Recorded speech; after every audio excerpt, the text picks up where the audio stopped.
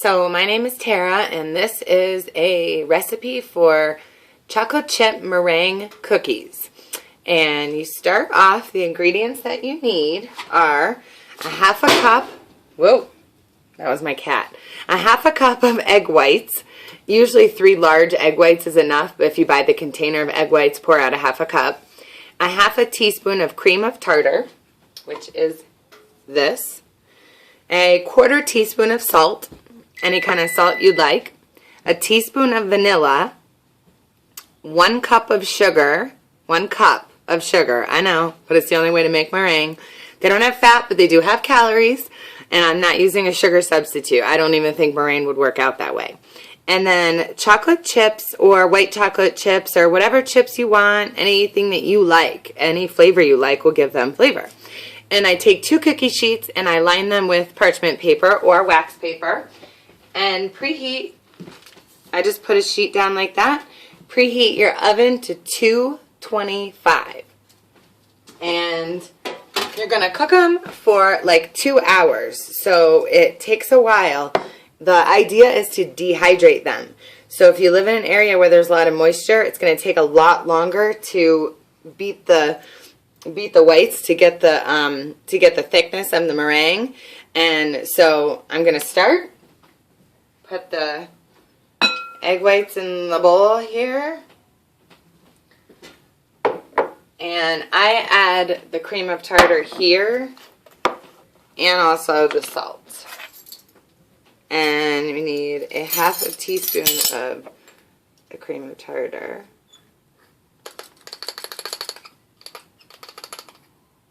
Which is probably not level.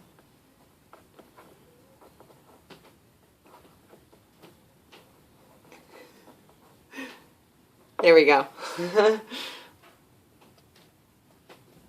I'm making a mess, but that's okay. I have to clean it up later anyway. And that was a half a teaspoon, 1/4 teaspoon of salt. It's not like you want it to taste salty or anything. It's just for, it helps. Okay. Now, we start beating them. High speed, on high, and around here, it's going to take 5 to 10 minutes. Where you are, depending on the humidity and your altitude, etc., it could take longer. It could take 20 minutes. It almost took, I think, a half an hour when we did them back east in Connecticut once. So I will pause this while I beat them to death. Okay, so I just beat them for a minute or 2. See how they're real foamy and real big in the bowl now? When it starts to get foamy like that and kind of stiff, you can start adding the sugar, small amounts at a time, as you're whipping it. So we'll do a little bit of that. I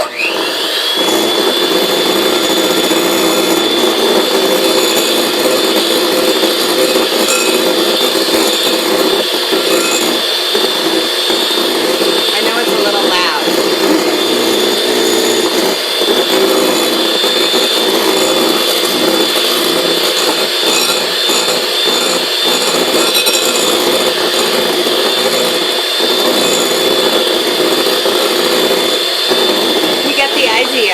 Till all the sugar is done and stiff peaks are formed.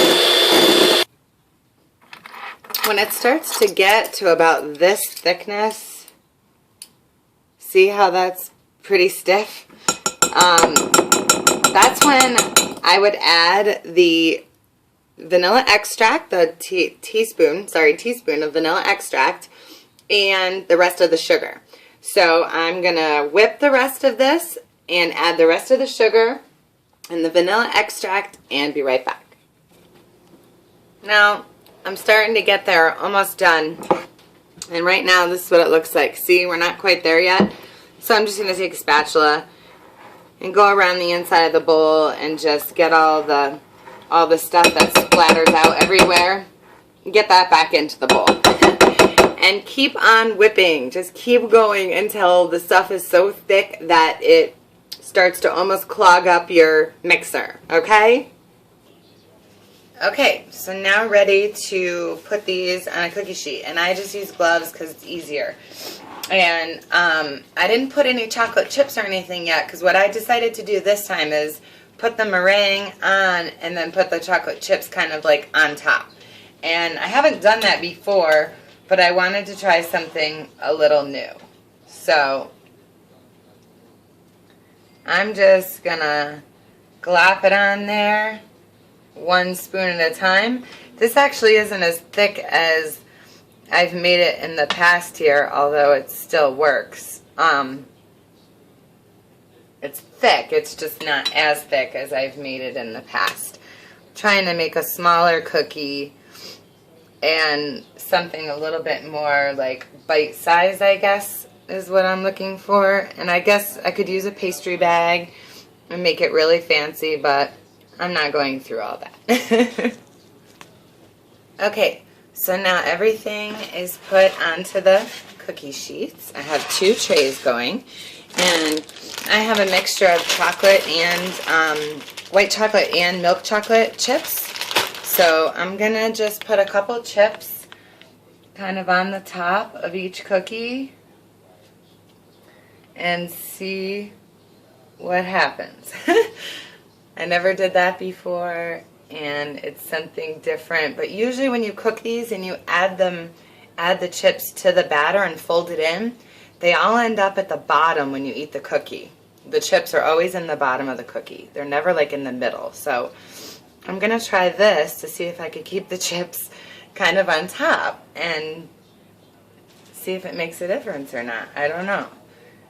And maybe with the flavor. They already have flavoring because of the vanilla extract, which is nice.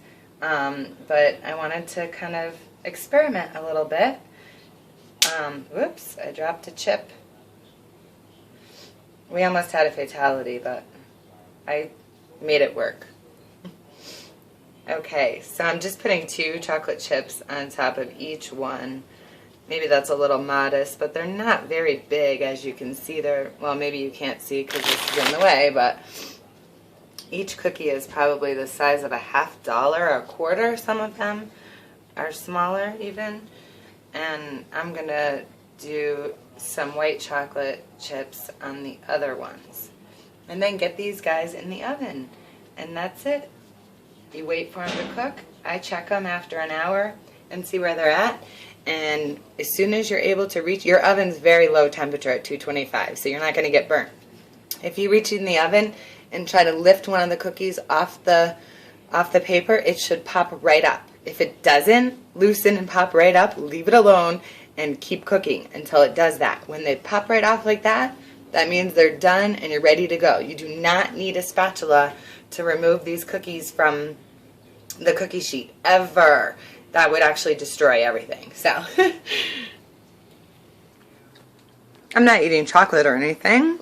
Now the cookies are ready to go in the oven.